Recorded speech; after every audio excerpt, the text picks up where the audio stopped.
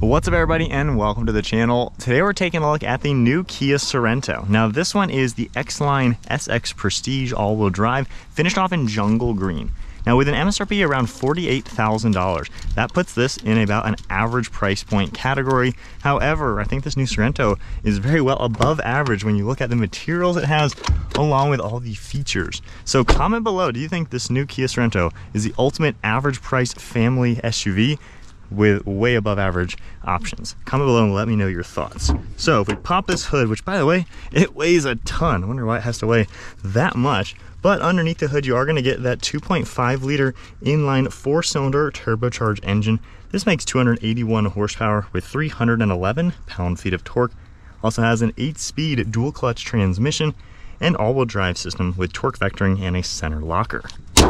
On top of all that, you're going to expect about 20 miles per gallon in the city with 27 on the highway, running on a 17.7 gallon fuel tank.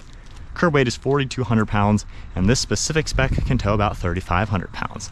Now, taking a look at the headlights, they are really cool looking. You got that daytime running light, turn signal, very nicely integrated, and then a quad beam LED light itself for the headlights and high beams. You can see the nice design for the grille with some satin gray, some gloss accents. You can see the intercooler in there as well. You have a forward-facing camera, and then more openings down below to get the rest of the intercooler and more radiators. Parking sensors as well, forward safety sensor, more of this plastic trim, a little bit of trim on the side as well. But it's a pretty good looking family crossover. Can't really find a bad angle. I think it's sporty looking and also pretty bold looking as well. You're gonna get some nice sharp lines throughout the hood, fading their way towards the windshield, and just a pretty good look overall. At the side, you have some of this plastic material that makes its way around the wheel arch and a really unique 20-inch wheel. Kind of a 4-spoke with these square shapes, which is really neat. I think it complements the whole design very nicely. Got a sharp body line in the front fender with a trim piece, and then some plastic down for the rocker panel. More sharp body lines throughout the side profile, a set of power folding side mirrors. You can also see the gloss black color along with the integrated turn signal. You got your body color on the door handles, all gloss black trim. Throughout the windows, you got a nice trim piece right here, gloss on the roof rails, as well as a full panoramic sunroof. Moving to the side profile, you got a nice design overall. This is a 3-row family SUV, so it has a good size to it without being overbearing. So it's not a jumbo SUV, and yet you got some good interior space. Nice sharp lines throughout it. I like how the windows kind of come down to a point. You have an integrated body colored spoiler coming off of the roof, massive third brake light with a camera up there, and then some more gloss trim. The LED taillights have a really cool design, as you can tell. You can see this cool running light that will run around it as well, and it just has a nice modern appearance. Sharp body lines throughout the center, Sorento on the left, X-Line on the right, and a lot of sharp lines throughout it. You can see some plastic in the rear with this gunmetal color as well. You have parking sensors. And then the liftgate button is down here, kind of in a weird place. You would expect it up here, so you kind of have to search for it. But nonetheless, it does have the power liftgate. You're gonna get about 12 cubic feet of cargo space in this configuration. And then underneath the floor, you can also lift this up, and we have a little bit of extra space hidden underneath.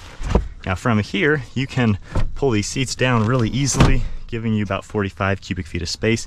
Of course, the headrest will pop up when needed. Popping this one down, you are gonna get also these buttons right here. So you can press them, and those seats are gonna fold down. Now, maybe it's because this is brand new, but these armrests kind of seem to hinder it from actually going all the way down. So it kind of depends on how it's been used, I guess. But nonetheless, this is now about 75 cubic feet of space. As you can tell, it is pretty large back here. And then very easily, we can manually lift back this one. You will have to manually lift the second ones back up. So just a little bit of extra work there, not really too crazy. Got that button. We can go ahead and close everything. And then going inside, you are gonna also have to be on each side. You have to unlock the lever to get these seats back in their up position. For the rear door panel, you have this soft touch material, more of this cool leather design in black, this wood trim, massive handles. You have heated seats, extra cup holders, storage down below, and then nice contrast stitching throughout the padded section. There's also gonna be a nice set of manual sunshades. For the seats, you have the perforated leather all throughout the centers with a really nice stitching design. You even get an adjustable armrest. So pretty cool to see all that. There are storage cubbies on the seats themselves, air vents in the center with extra plugs, and then storage on the back of these seats.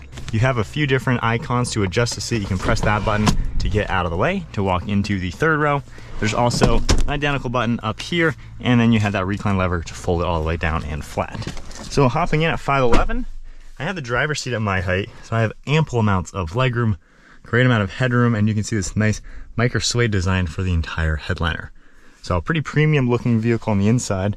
Pulling the recline lever, we can put that way back, and I like how these are adjustable. There's a lot of cars that don't have that, so the armrests basically stay at a weird angle. So with this one, you can get them nice and flat with a reclined backrest. But sitting here, this is a great place to be. You have all the amenities you're gonna want, even LED lights, grab handles, and hooks.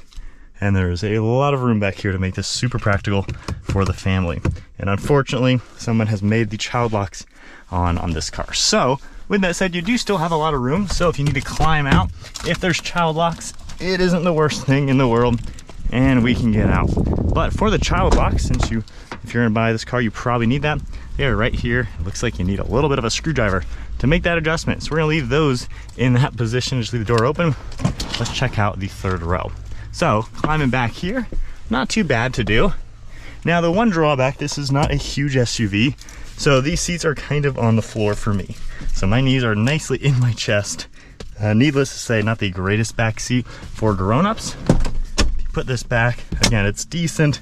You can fit back here. There are plugs, extra storage. Of course, you could sprout a little bit by putting your leg there, but maybe little kids, this wouldn't be too bad of a place for them. But at least in a pinch, you do have a third row that is relatively functional. And then with one touch, we can get the seat out of the way and once again, climb out of this car. So now from here, as you make our way to the front seat, we'll go back to the driver's seat. You're gonna have that nice smart key to where you can lock and unlock it from the door panel. All the same materials we saw in back. There is memory seating and then power controls for the seats with an adjustable leg rest. So that's a nice touch. Lumbar support, perforations, the nice design throughout the entire seat. Even says X-Line. And then hopping inside, we can go ahead and start it up. You got the massive screen turning on. You have two of them as well. All these nice large tiles. You can see everything right here. Basically all of Kia's newest design is in this. Steering wheel has a cool look with the black leather and sage leather, giving it a two-tone appearance. And then we have some Bluetooth and audio controls, cruise control on the right, distance pacing, lane keeping, and then this icon right here, we can toggle the center screen. You're gonna see a few different things that are gonna pop up. You can scroll through trip information and things like that. We also have some drivetrain things that will pop up as well with tire pressure. We have the tach and speedometer as well, and then some vitals all down below. There are a set of steering wheel mounted paddle shifters, stock on the right for windshield wipers, headlights over on the left. And when you make any control on the seat, it actually pops up on the screen as well, letting you know what you're doing. So that is a pretty cool touch in case you're having a hard time seeing and feeling what's next to your seat. You're gonna get your traction control icon over here, tailgate release, one of your air vents, a little bit of the wood trim and the soft touch material throughout the dashboard. So it has a pretty cool premium design to it. I do like the feeling of it. And then if we go ahead and pop it into reverse, backup camera gives you really nice HD graphics. You can see the rear view right there. You also have a top down, then we can adjust this for a lot of different views. Front view camera will also pop up depending on what gear you're in. You have a 360 camera view as well. If I go ahead and pop this into drive now, we can view that front view. So nice to see all the different angles right there. Parking sensors will also pop up on the gauge cluster as well. Underneath all that, we have two air vents, and then this control panel will switch between climate as well as radio. So if I tap that icon, you can see all the climate settings. You have temperature on this left side, fan speed, syncing it, all the different zones. It will default back to audio. So in just a few seconds, you can see it do that. Now we have volume, tuning on the right, a couple shortcuts. This system's nice and simple. However, you do always have to tap that little icon there to get to your fan speed. So I'm not the biggest fan, but it is, I guess, good enough. You'll end up learning how to use it and get used to it. You have some plugs down there, extra storage and wireless charging, heated and ventilated seating really nicely. You can toggle all of that. All sorts of storage throughout the center, a few shortcuts in here as well, heated steering wheel. And then drive mode, you can just toggle this around and see everything pop up. It'll come up on the screen with your different modes as well. And then we have a locking center differential. We have some padding and then a lot of storage all throughout the center. Glove box also has a pretty good size, as you would expect. And then up above, we have the digital rear view camera. So we can pop that and you can see everything. We have the garage door buttons, sunroof control as well. We have dome lights that are kind of a touch sensitive button. Then you can see that massive sunshade finished in the nice micro suede, and then it reveals the huge panoramic glass panel. You can open them independently, but nice way to get some airflow throughout this car. So setting off in the new Sorento. Not too bad from the transmission. We're in sport mode, so it is gonna hold gears a little bit more aggressively, which is kind of a cool touch to it. You're gonna notice throttle response is slightly sharper into that mode.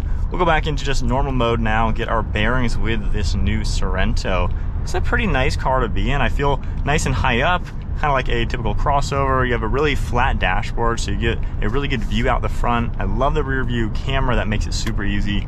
Visibility over your left side's all pretty good. Over your right and left shoulder, not too bad. Of course, that C-pillar way in the back behind the third row, it's a little big, but nonetheless, honestly, I don't really see any major issues with visibility. Seems pretty nice. The engine's power delivers pretty well. Now with the dual clutch transmission, it's different than a CVT or a torque converter automatic. So in the slow speed, you do have to give it a little bit of throttle for it to engage a little bit. So you might notice it driving slightly different than your typical automatics. But when you are driving, it's nice and smooth. The suspension's doing a pretty good job absorbing bumps. It's pretty confident even taking turns. So if you're gonna be taking this on a weekend mountain trip or something, you know, going through some sweeping turns, it's a pretty stable platform to where I feel like it's pretty confident in the road. The seats also have pretty good padding to them, really can't complain. Of course, with the ventilated option, all the controls in this car, it's a easy vehicle to get comfortable, especially having a leg rest. You know, at my height, I can really get in a perfect spot in this car and just fit really nice and comfortable. I don't see any shortcomings as far as maneuverability. I wouldn't mind the steering wheel maybe pulling out a little bit farther. It definitely goes way into the dash, but I wouldn't mind it just having a slightly longer design. But nonetheless, you can still get in a pretty good spot. I have, you know, a good reach, so it's not crazy bad or anything like that. So I think a lot of people are going to be able to sit in this pretty nice and comfortable using the technology. Now this is a lot more simple than previous generations. I do like this a lot better with these large tiles. It's very easy to just hit something and see information in the car, and then just swiping, it's pretty snappy as well. There's really not all that many settings in here that you're really going to be going through, to be honest. You're really just going to have your audio and then maybe navigation. Climate controls, again, I'm not the biggest fan of how you have to tap that little tiny fan icon to see all the information here, especially when you're driving. I mean, that is a tiny thing the size of your fingertip, and if you're kind of bouncing a little bit, it's just a little bit of a distraction. You got to take your eyes off the road to make that adjustment. If we hit this big bump now, the driving abilities, the road quality and everything seems pretty solid. Now for being an average price point car, you know, you would not expect it to be like an Audi or a Mercedes, which if you spec one out like this, honestly, you're probably going to be pushing $70,000. So there is one little aspect with this car to where it doesn't feel like that level of a car. This is certainly no ultra refined European car, but it also does not cost even fraction of those cars, and yet you get all the nice materials and a really cool design inside now. So you're getting a pretty luxurious car with all sorts of fantastic features without spending the European money.